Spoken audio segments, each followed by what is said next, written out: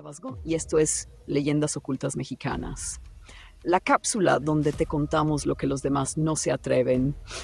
Te recordamos darle clic a la campanita y síguenos. Es presentada en exclusivo para el canal No Todos Pueden Ser Alfa. El Callejón del Aguacate, en el corazón del barrio de Santa Catarina, Coyoacán, Ciudad de México, es uno de esos lugares donde la historia y la leyenda se entrelazan hasta el punto de confundirse.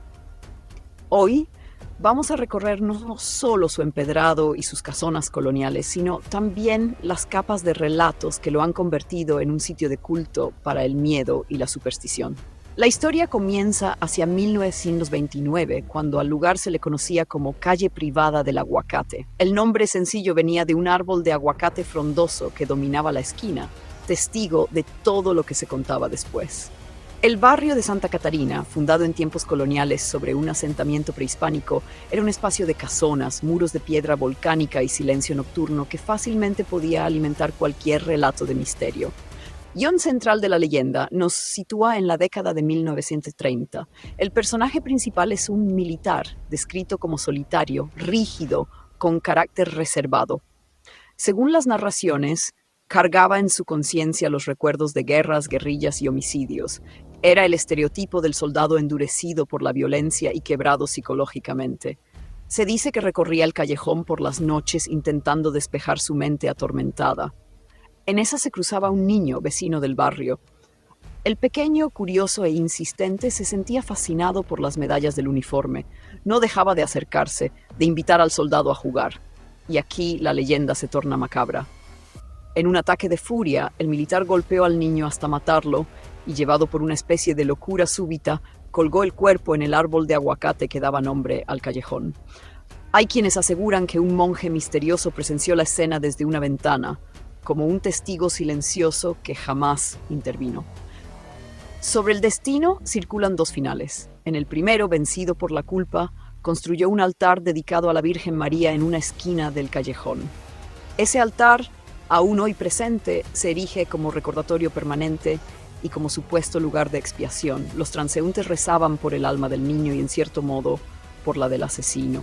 En la segunda versión, más trágica, el soldado no soportó el remordimiento y se ahorcó en el mismo árbol donde había colgado al niño. Lo que vino después son las nes paranormales que aún hoy se narran. Vecinos y visitantes afirman haber escuchado los llantos del niño o el eco de una pelota botando en la penumbra. Otros aseguran haber visto su rostro en la corteza del árbol o incluso la silueta de un pequeño que se escurre entre las sombras. También se dice que el soldado, arrepentido y devastado, todavía camina por ahí, vagando como una sombra perdida. Y como si eso no bastara, algunos aseguran que la figura de la Virgen en el altar ha llegado a llorar sangre. Pero el Callejón del Aguacate no se con la leyenda. Con el tiempo, acumuló historias adicionales. El Charro Negro, aparición diabólica a medianoche, montado en un caballo y vestido completamente de negro. Mirarlo a los ojos, dicen, equivale a morir. Hay relatos de personas que escucharon cascos de caballo y una risa perturbadora. Se habla también de una bruja que habita detrás de los muros del altar, maldiciendo a todo aquel que pasa. Otra narración cuenta la tragedia de una niña atropellada que, agonizante, habría pactado con el diablo, pero fue engañada y condenada a una dimensión paralela. Su sombra, dicen, aún recorre el callejón. Incluso se menciona que durante el cardenismo, entre 1934 y 1940, altos funcionarios realizaban sesiones espiritistas en una mansión del callejón. Una de esas sesiones habría terminado en asesinato múltiple y entierros clandestinos en el jardín. Desde entonces, aseguran, se oyen cadenas y gritos en la oscuridad. Y por si fuera poco, hay quien remonta el callejón a épocas coloniales, con historias de un mayordomo que asesinó a un marqués y a sus 12 hijos por venganza, dejando al sitio marcado con más sangre y culpas. Lo cierto es que todo esto ha alimentado la atmósfera. Visitantes hablan de un ambiente pesado, de un silencio que intimida, de vibras que no pueden explicar. Incluso hoy, el lugar es parada obligada en tours nocturnos de leyendas macabras en Coyoacán, donde actores dramatizan los relatos para quienes buscan un escalofrío controlado. Y como muestra de lo viva que está la tradición, basta mirar en redes sociales. TikTok, YouTube, Google Maps con imágenes borrosas o comentarios que convierten la leyenda en cultura pop digital. Hasta aquí la narración de la leyenda. Ahora hagamos lo que diseccionarla con mirada crítica. Pensemos en lo primero, la fecha. Se habla de los años 30, pero no existe ningún registro oficial. Nota periodística ni expediente judicial que hable del asesinato de un niño colgado en un árbol de aguacate en Coyoacán.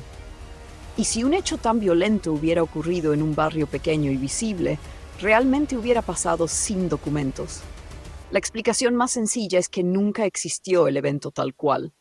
Lo que sí existió fue el altar, y de ahí partió la necesidad de justificarlo con una historia macabra. El militar solitario es un arquetipo perfecto para la época. La revolución había terminado hacía poco. El país estaba lleno de soldados que podían encarnar la violencia del poder.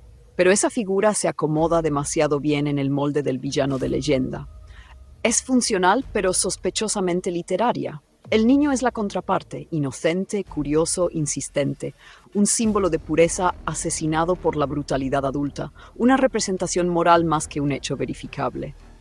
Y el testigo misterioso monje, aquí la credibilidad se desmorona. Es la típica figura narrativa que aporta solemnidad, pero cero evidencia. Los dos finales posibles del militar revelan más sobre la tradición oral que sobre la historia.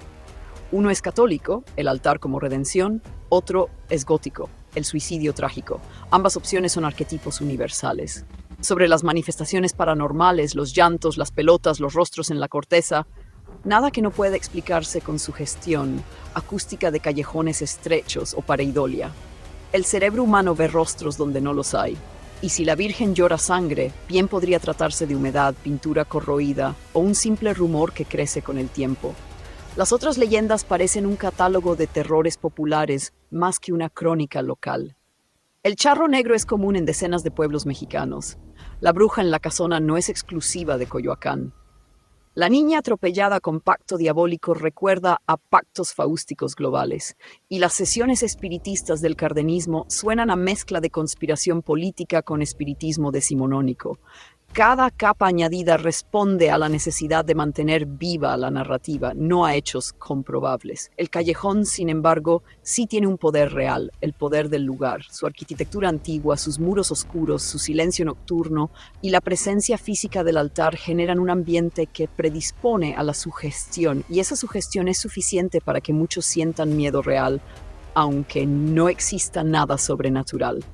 En conclusión, el Callejón del Aguacate no es un registro histórico de crímenes paranormales, sino un escenario perfecto para la construcción de mitos urbanos. La mezcla de altar, árbol y rumor colectivo dio pie a un cuento de advertencia y expiación, reforzado por los tours, los medios y ahora las redes sociales. No hay pruebas de asesinatos, suicidios ni apariciones. Lo que hay es cultura oral, imaginación y la necesidad humana de dotar de misterio a los espacios.